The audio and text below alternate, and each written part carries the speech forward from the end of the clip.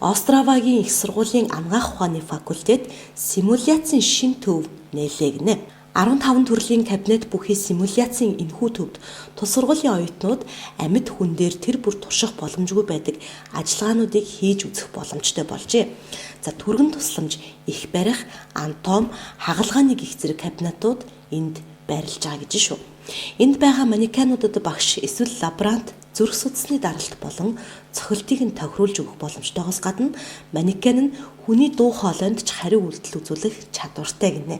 Эдгээр манекенууд дээр оюутнууд даралт, судасны цохилт хэмжих, тусал тариа хийх, анхны тусламж үзүүлэх гэх мэт ажиллагааг хийж дадлагжих боломжтой болж байгаа юм байна.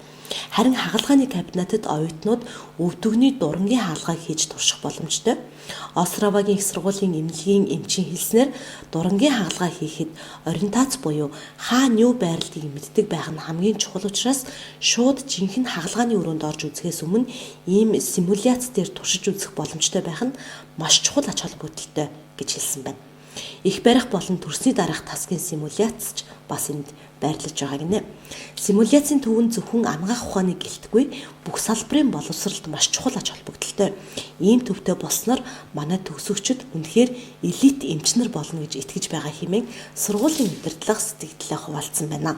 Энэхүү төвийг байгуулахын тулд тус сургууль 250 сая орчим крон буюу Монгол төгрөгөөр бодож үзэх юм бол 33 тэрбум 440 сая гаруй төгрөгөөр энэхүү төвийг байгуулсан байна. За өнгөрч зогсохгүй сургуулийн деканыхаа офисыг ч энэ төвд зориулсан гинэ.